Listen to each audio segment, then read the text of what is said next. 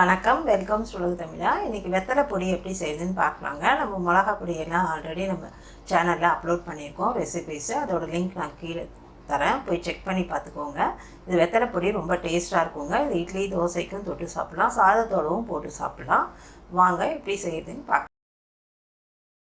வெத்தலை பொடி செய்கிறதுக்கு இப்போ ஒரு 12 வெத்தலை எடுத்துகிட்டு நல்லா அலசிட்டு மண்ணு போக நல்லா காய வச்சுருக்கோங்க. இப்போ இதை நம்ம பொடி செய்ய யூஸ் பண்ணிக்கலாம். இப்போ இதில் இருக்க காம்பை நம்ம எடுத்துடணும். இந்த காம்பு நமக்கு யூஸ் இல்லை. இப்போ எல்லா வெத்தலையோட காம்பும் இதை மாதிரி எடுத்துட்டு கட் பண்ணிக்கலாம். இப்போ காம்பை கிள்ளி வச்சு இதுலேருந்து வெத்தலை எடுத்துகிட்டு நல்லா அப்படி மடக்கிட்டு கட் பண்ணி எடுத்துக்கலாம். இப்போ எல்லா வெத்தலையும் அதே மாதிரி கட் பண்ணிக்கலாம். எல்லா வெத்தலையும் இதே மாதிரி கட் பண்ணிக்கலாங்க. கட் பண்ணிவிட்டு சாமான்களை வறுக்க போகிறோம். நம்ம வறுத்துட்டு தான் பொடி பண்ணணும். இப்போ கடாய் காய்ச்சி நம்ம பருப்புங்களை வறுத்துக்கலாம். கடலைப்பருப்பு டேபிள் ஸ்பூனில் 3 டேபிள் ஸ்பூன் போடலாம். இப்போ கடலைப்பருப்பு நல்லா வறுத்துக்கலாம், செவக்கட்டும். இப்போ கடலைப்பருப்பு நல்லா வறுபட்டுச்சு, இதை ஒரு பிளேட்டுக்கு மாற்றிக்கலாம். இப்போ அதே கடாயில் 4 டேபிள் ஸ்பூன் உளுத்தம்பருப்பு. இப்போ இதையும் நல்லா செவக்க வறுத்து எடுத்துக்கலாம். இப்போ உளுத்தம்பருப்பு நல்லா செவந்துச்சு, இதையும் அதே பிளேட்டில் எடுத்து போட்டுக்கலாம். இப்போ 3 டேபிள் ஸ்பூன் பொட்டுக்கடலை. இது லைட்டாக வறுத்தா போதும்.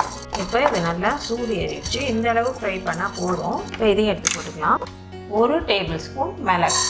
இது கொஞ்சம் ரோஸ்ட் ஆகட்டும், அதுக்கப்புறமா நம்ம சீரகத்தை சேர்த்துக்கலாம். ஏன்னா சீரகம் சீக்கிரமாக பொரிஞ்சிடும். இப்போ இதோட 1 டேபிள் ஸ்பூன் சீரகம் கொஞ்சமாக செவக்கட்டும். இப்போ இந்த அளவு ரோஸ்ட் ஆனால் போதும். இப்போ இதையும் இந்த பருப்பெல்லாம் வறுத்து வச்சுருக்கோம் இல்லைங்களா, அந்த தட்டிலே சேர்த்துக்கலாம்.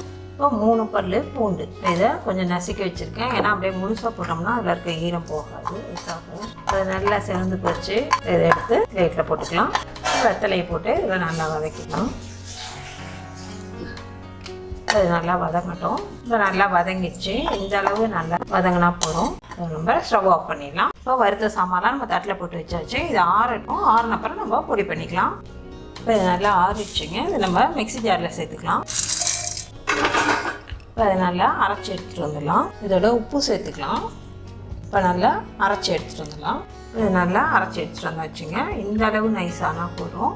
இப்போ இது மிக்ஸியோட சூடு இதில் அப்படியே இருக்குது. இது ஆறட்டும். ஆறினப்புறம் நம்ம கண்ணாடி பாட்டிலில் ஸ்டோர் பண்ணி வச்சுக்கலாம். வெத்தலை பொடி சூப்பராக ரெடி ஆகிடுச்சிங்க. இது சாதத்தோடு பிசைஞ்சு சாப்பிடும்போது சூப்பர் டேஸ்ட்டில் இருக்கும். நீங்களும் உங்கள் வீட்டில் இதே மாதிரி செஞ்சு பார்த்துட்டு உங்கள் கருத்துக்களை எங்களுக்கு தெரியப்படுத்துங்க. இந்த வீடியோ பிடிச்சிருந்தா லைக் பண்ணுங்கள், ஷேர் பண்ணுங்கள். மறக்காமல் உலக தமிழ் சேனலை சப்ஸ்கிரைப் பண்ணுங்கள். தேங்க்யூ.